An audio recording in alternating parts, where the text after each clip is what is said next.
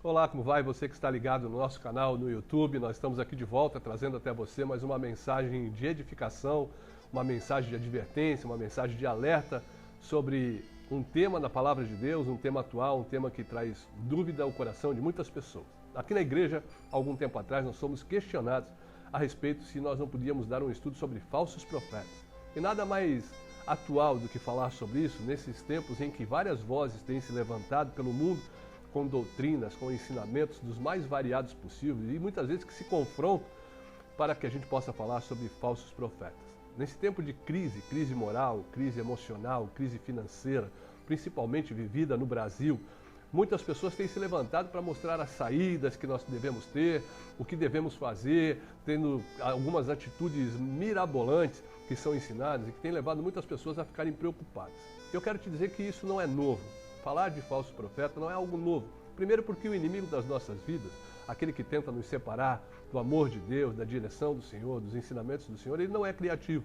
A própria palavra diz isso, que tudo que ele faz é coisa antiga, coisa já passada, e a gente deveria prestar um pouquinho mais de atenção para não ser enredado em ciladas. Em Eclesiastes capítulo 1, no verso de número 9, diz assim: o que foi, isso é o que há de ser, e o que se fez, isso se fará de modo que nada há de novo debaixo do sol. Aqui a gente vê que nós somos indesculpáveis quando caímos em ciladas ou enganos, porque não há nada novo debaixo do sol. Tudo que acontece aqui já ocorreu e nós temos que estar preparados para identificar essas coisas, para identificar o que é verdadeiro daquilo que é falso, do que é enganoso daquilo que é verdadeiro. Nós precisamos tomar cuidado e a gente precisa começar definindo na nossa situação o que é um falso profeta. Muitas são as definições que existem, mas eu encontrei uma que achei muito interessante, que é de um famoso teólogo protestante chamado Karl Barth. Ele diz o seguinte, que o falso profeta é o pastor que agrada a todo mundo. É o pastor que agrada a todo mundo. Os profetas foram levantados por Deus para darem testemunho, para mostrarem a direção, para corrigir, para redarguir, para mostrar o que Deus deseja de cada um de nós, das pessoas, das suas criaturas no mundo atual. E com certeza, quando se faz isso com sinceridade, quando se faz isso baseado na palavra de Deus, nós vamos levantar contra nós situações de desconforto, situações em que as pessoas não vão gostar daquilo que está sendo falado, porque estamos uma mensagem que confronta o erro, confronta o pecado, confronta o abandono da direção de Deus para as criaturas. Na realidade, o que os falsos profetas de hoje fazem é exatamente aquilo que faziam os falsos profetas dos tempos antigos. Eles se infiltram no meio do povo, tentando no momento da crise dizer que para eles ficarem tranquilos, que tudo vai dar certo, que não há nada errado, que isso é momentâneo, que Deus vai abençoar de qualquer maneira, a maneira como a gente está, não precisa ter grandes reformas, não precisam haver grandes mudanças, porque Deus vai abençoar. Tome cuidado com isso. Mesmo quando há uma crise espiritual, as pessoas vinham com essa conversa. E o que a gente vê hoje? A gente vê hoje a mesma situação. Pessoas aí pregando prosperidade, pregando bênção, pregando cura, mas dizendo muito pouco sobre arrependimento, muito pouco sobre santidade, muito pouco sobre a esperança no porvir e não nas coisas simplesmente do aqui e do agora. A gente vê isso na palavra de Deus acontecendo na época de Ananias e Jeremias. Ananias e Jeremias eram dois profetas.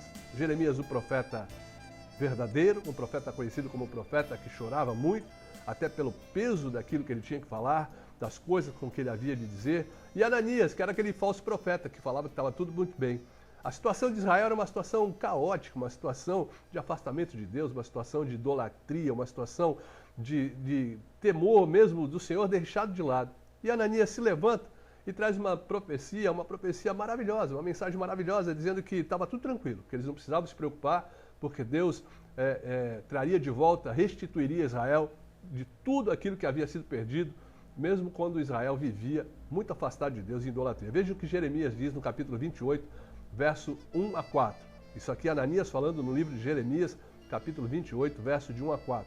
E sucedeu no mesmo ano, no princípio do reinado de Zedequias, rei de Judá, no ano 4º, no mês 5º, que Ananias, filho de Azur, o profeta que era de Gibeon, me falou na casa do Senhor, na presença dos sacerdotes e de todo o povo, dizendo: assim fala o Senhor dos exércitos, Deus de Israel, dizendo: eu quebrei o jugo do rei da Babilônia. Depois de passados 2 anos completos, eu tornarei a trazer a este lugar todos os utensílios da casa do Senhor, que deste lugar tomou Nabucodonosor, rei da Babilônia, levando-os à Babilônia. Verso 4.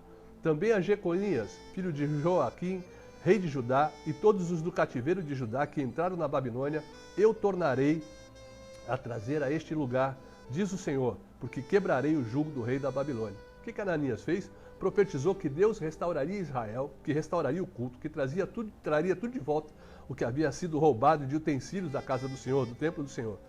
Jeremias sabia que a nação estava longe da vontade de Deus. Jeremias sabia que a nação estava afastada dos propósitos de Deus, vivendo de uma forma caótica. E ele respondeu, veja o que ele respondeu no versículo 6 a 9 do capítulo 28 de Jeremias. Disse, pois, Jeremias, o profeta, Amém. Assim faça o Senhor conforme as tuas palavras que profetizaste, e torne ele a trazer da Babilônia a este lugar os utensílios da casa do Senhor e todos os exilados. O profeta que profetizar paz, só ao cumprir-se a palavra será conhecido como profeta de fato, enviado pelo Senhor. Sabe o que Jeremias disse? Olha, se cumprir, tu serás profeta. Eu estou te desafiando para você dizer que vai haver paz sem uma restauração do povo, sem uma volta do povo aos princípios do Senhor. Isso eu quero ver. E se isso se cumprir, você será considerado um profeta. Ananias, que era o falso profeta, não se deu satisfeito com essa réplica de Jeremias, essa advertência de Jeremias, e foi desafiar Jeremias trazendo uma nova palavra. Em Jeremias capítulo 28, versículo 10 e 11 diz assim, então o profeta Ananias tomou os canzis do pescoço de Jeremias, o profeta, e os quebrou, e falou na presença de todo o povo, assim diz o Senhor, deste modo, dentro de 2 anos, quebrarei o jugo de Nabucodonosor, rei da Babilônia, de sobre o pescoço de todas as nações. E Jeremias, o profeta, se foi tomando seu caminho. Ele quebrou os canzis, os colares de Jeremias, mostrando que o Deus faria assim, destruiria Nabucodonosor, restauraria Israel dessa maneira, tirando o peso que esse rei idólatra tinha sobre o povo de Israel. E Jeremias, aborrecido com isso, porque sabia que era mentira, sabia que estava levando o povo à frustração, vendo que o povo estava acreditando naquilo, acabou indo embora. Diz a palavra que ele foi tomando o seu caminho. Mas o Senhor o chamou de volta. O Senhor quis que Jeremias voltasse ao povo para mostrar àquele povo que isso era um engano. O Senhor orientou e falou, volta, vai lá e fale com Ananias. Irmãos, o que Deus está mostrando aqui é que é para a gente lutar contra as falsas profecias, que é para a gente não se acanhar, para a gente não ficar temeroso de não ser aceito, é para a gente chegar e proclamar a verdade, mesmo que essa verdade traga contra nós uma visão que somos radicais, que somos pessoas duras demais, como era o fato com Jeremias. O Senhor falou, vai lá e volta. Não deixe que essas pessoas te considerem pessimista, te considerem duro demais, fale a verdade. Jeremias, capítulo 28, versículo 15 e 17, volta e diz, o Senhor não te enviou, mas tu fizeste que este povo confiasse em mentiras. Pelo que assim diz o Senhor, eis que lançarei sobre a face da terra e morrerás este ano, porque pregaste rebeldia contra o Senhor. Morreu, pois, o profeta Ananias no mesmo ano. Olha só que coisa. A palavra de Deus voltou, se cumpriu, mostrando que era um engano. O que de fato acontece logo após isso? Jerusalém é tomada. Jerusalém é feita cativa. Os utensílios do templo são levados pelos invasores e todo o culto é desmantelado naquele momento por causa daquele povo que não aceitava voltar a andar segundo a orientação do Senhor, porque acreditava numa profecia falsa de Ananias, que se mostrou uma fantasia, se mostrou uma ilusão, se mostrou uma mentira, uma coisa de coração, de sentimento, sem nenhum valor espiritual. Irmãos, a situação hoje não é muito diferente disso. Muitas profecias bíblicas estão para se cumprir. Os princípios e as perspectivas não são boas, porque a gente vê aí uma promessa de que nos últimos tempos sobreviriam tempos trabalhosos. Estamos cercados por más notícias. Nós estamos vendo que as pessoas não têm acreditado que os tempos finais estão se aproximando. E a palavra de Deus deixa isso muito claro. E estão se pregando apenas um evangelho puramente positivo, onde tudo eu posso, onde nada de ruim vai acontecer, onde nada há de justiça ou de juízo sobre a vida das pessoas. E não é isso que a palavra de Deus diz.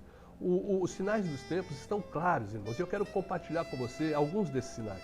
Primeiro sinal que os fins dos tempos estão se aproximando é o engano sendo espalhado. Em Mateus 24, 5 diz assim, porque muitos virão em meu nome dizendo, eu sou o Cristo, e enganarão a muitos. A gente vê aí várias pessoas se aparecendo como profetas, como mestres, até mesmo como Jesus pregando a palavra, e esse engano tem sido espalhado, tem crescido aí pelo mundo, uma série de falsas religiões, falsas doutrinas se espalhando no meio do povo de Deus. Outro fato interessante são as guerras e revoluções que têm crescido a cada momento, a cada tempo a gente vê uma guerra, uma revolução estabelecida. Em Lucas capítulo 21, verso 10, diz a palavra assim: então lhes disse, então levantar-se-á nação contra nação e reino contra reino. Uma das profecias era que as revoluções e as guerras iriam se aumentar. E a gente vê hoje o número de guerras e revoluções pelo mundo todo, cada dia maiores e mais catastróficas, mais cruéis estão acontecendo. Haveria aumento também das catástrofes naturais. Lucas capítulo 21, verso 11, haverá grandes terremotos, fomes, pestilências em vários lugares e coisas espantosas. A gente tem visto mesmo coisas espantosas. A gente vê aí recentemente tsunamis, recentemente aquelas nuvens que causaram uma destruição muito grande aqui mesmo no Brasil, coisas que a gente nunca tinha visto. A gente vê que estão se aproximando cada vez mais situações como essa. A gente vê o aumento do pecado e o esfriamento da fé. Olha só o que diz Mateus 24, 12. E por se multiplicar a iniquidade, o amor de muitos se esfriará. Quantas pessoas que nós nos lembramos começaram conosco a caminhada de fé e hoje estão fora da igreja. Seu amor diante do Senhor se esfriou, seu amor diante da palavra de Deus já não é mais o mesmo. Quantas pessoas estão afastadas de Deus, afastadas das famílias por causa dessa questão do conhecimento, da soberba, do desejo, da avareza, né? Estamos vendo isso aqui, o aumento do pecado, né? O pecado nunca foi tão descarado como está hoje e as pessoas acham isso normal, de uma naturalidade incrível, né? A gente olha para a palavra de Deus e diz que vai haver uma multiplicação do conhecimento. Daniel capítulo 12, verso 4 diz assim: muitos correrão de uma parte para outra e a ciência se multiplicará. Outra coisa interessante, haverá muita celebração e pouca preocupação com a fé. Mateus 24, verso 37 e 39, pois como foi dito nos dias de Noé, assim será também a vinda do Filho do Homem. Porquanto assim como nos dias anteriores ao dilúvio, comiam, bebiam, casavam-se e davam-se em casamento, até o dia em que Noé entrou na arca, e não o perceberam, até que veio o dilúvio e os levou a todos, assim também será a vinda do Filho do Homem. Outro dos sinais é que os cristãos seriam perseguidos. Olha o que diz Mateus 24, verso 9. Então vos hão de entregar para seres atormentados, e matar-vos-ão, e sereis odiados de todas as nações por causa do meu nome. Irmãos, a gente vê que os sinais estão aí. E o que tem se pregado hoje? Tem se pregado que o pecado é inofensivo para a salvação, que Deus vai salvar todo mundo. Tem se pregado a fé em si mesmo, né? Se você pode, você consegue, você realiza, porque você tem poder, você faz, você acontece. Tem se pregado que a igreja tem que se atualizar, que a igreja tem que ser moderna, que a igreja não pode ser tão radical, não é? Então a gente tem visto aí umas coisas estranhas acontecendo. Pessoas dentro das igrejas vivendo com pecados ocultos, pecados que para ela não incomodam mais e ela guarda, mas tem a sua vida de fé e a sua vida em pecado no restante da semana, fora dos cultos. Pessoas dentro da igreja vivendo sem compromisso com o reino de Deus. Eu me lembro do tempo que eu me converti, as pessoas com compromisso, as pessoas com dedicação. A gente vê hoje uma falta de compromisso e só faz aquilo que acha bom para si. A gente olha para a palavra de Deus e vê pessoas dentro da igreja vivendo com hábitos, ações, temperamentos que não se transformam. Pessoas em ira, pessoas que arrumam confusão, pessoas que fazem fofoca, pessoas que não deixam o Espírito Santo transformar a sua vida interior. Pessoas dentro da igreja, mas envolvidas com o mundo, com as coisas do mundo, com os valores do mundo. Irmãos, a gente olha para tantas outras coisas que a gente poderia colocar aqui e pode ter certeza que as coisas não estão indo só bem. Não são só revelações de que você vai ser abençoado, que você vai ser próspero, que você vai ser feliz. A gente tem uma mensagem de arrependimento, tem que ter uma mensagem de fé, tem que ter uma mensagem de compromisso, de aliança com o Senhor, que está sendo deixado de lado. O que Jesus ensinou a respeito disso? Olha o que Jesus ensina, Mateus capítulo 7, verso 15. Acautelai-vos, porém, dos falsos profetas, que vêm até vós vestidos como ovelhas, mas interiormente são lobos devoradores. Olha o que ele diz em 2 Coríntios capítulo 11, verso 13. Porque os tais são falsos apóstolos, obreiros fraudulentos, transformando-se em apóstolos de Cristo. Olha o que diz, segunda carta de Pedro, capítulo 2, verso 1. Assim como no meio do povo surgiram falsos profetas, assim também haverá entre vós falsos mestres, os quais introduzirão dissimuladamente heresias destruidoras. Irmãos, o que a gente tem mais visto hoje são cada pessoa, cada ministério aí que tem abordado e tem dado espaço a esses falsos profetas, ensinando coisas avassaladoras, destruidoras, heresias profundas, tirando a simplicidade do evangelho que é pregada há séculos, trazendo novos ensinos que nos afastam da verdade de Cristo. Olha o que diz 1 João capítulo 4, verso 1. Amados, não dei créditos a qualquer espírito. Antes, provai os espíritos se procedem de Deus, porque muitos falsos profetas têm saído pelo mundo afora. Irmãos, a gente vê aqui um alerta, que nós não podemos cair nessa armadilha. Primeiro temos que conhecer a palavra de Deus, para poder identificar o erro. Temos que ser os bereanos, aqueles crentes que iam conferir na palavra aquilo que havia sido dito pelo homem de Deus, ou que o homem que se julgava homem de Deus, para saber se aquilo estava sendo interpretado corretamente à luz da palavra de Deus. Nós temos que ser pessoas assim, temos que estar baseados na palavra de Deus. E temos que tomar cuidado e identificar os falsos profetas. Aí você pode estar perguntando, mas como é que eu identifico os falsos profetas?